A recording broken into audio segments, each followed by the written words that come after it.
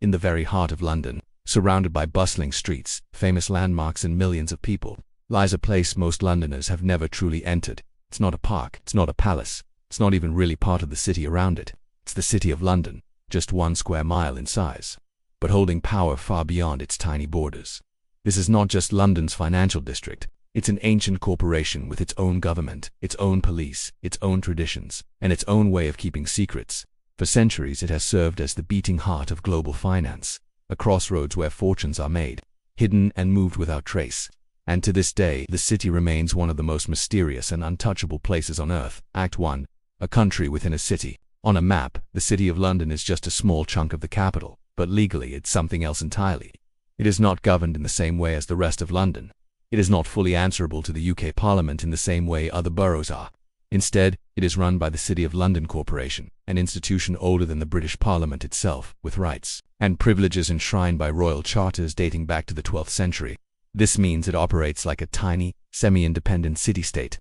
It has its own mayor, the Lord Mayor of London, separate from the Mayor of London, its own police force, the City of London Police, entirely independent from the Metropolitan Police, its own laws and voting system, where even corporations get a say in local elections, and perhaps most importantly, it has an extraordinary level of control over its own financial affairs. Act 2. The origins of power. To understand the city's grip on money, we have to go back nearly 1,000 years.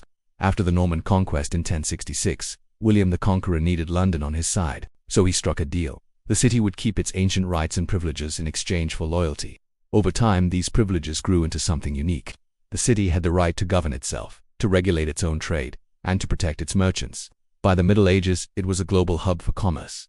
Ships arriving from the Hanseatic League, merchants trading wool and silk, goldsmiths minting coins, and as the British Empire expanded, the city's reach expanded with it. Wherever the Union Jack flew, the city's banks, insurers, and shipping firms followed. Act 3. The modern financial empire. Today, the City of London is home to over 250 foreign banks, more than any other city in the world. The London Stock Exchange, one of the largest in existence, Lloyd's of London, the legendary insurance market, and countless investment funds, hedge funds, and corporate law firms. It handles trillions of pounds every year. But here's the thing, the city isn't just about legitimate business. Because of its unique legal status, it has also become a hub for secrecy.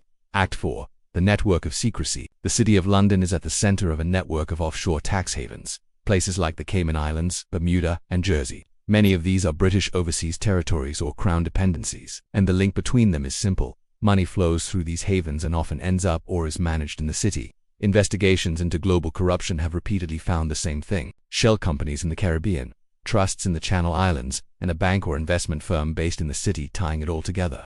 Billions in oligarch wealth, kleptocrat fortunes, and corporate tax avoidance schemes pass through this network every year. And because of its historical privileges, the city remains incredibly hard to regulate. Act 5. The Alderman and the Lord Mayor. Governance here is unusual. Instead of a typical democratic council, the city is run by a medieval-style system. The Lord Mayor is elected not by residents, but largely by the heads of major corporations in the district. In fact, businesses get more votes than actual people. There is even a tradition where the newly elected Lord Mayor must travel to Westminster to swear loyalty to the Crown, and in return, the Crown swears to uphold the city's rights. It's a ritual that has been repeated for centuries, but behind the pomp, the system ensures that the city's financial interests always come first.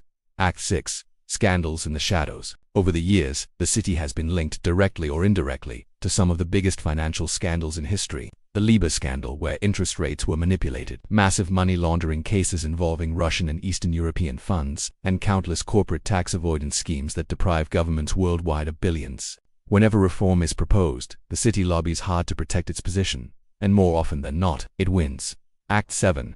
Why the city is untouchable. Part of the city's power comes from its sheer economic weight. It contributes tens of billions in taxes to the UK each year.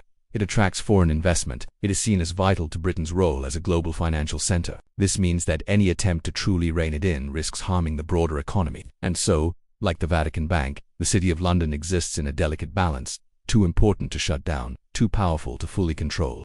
Act 8. The future of the square mile in the age of cryptocurrencies, digital banking, and shifting geopolitics.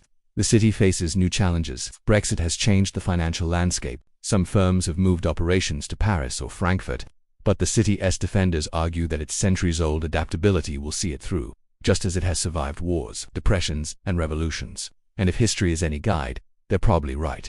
Closing narration: the City of London is not just a financial district. It's a relic of empire, a living loophole, and a reminder that in the world of money, the most important borders aren't on the ground, they're in the law. And as long as those laws remain, this tiny square mile will continue to rule far more than most people realize. Because in the world's financial bloodstream, this is where the heart still beats.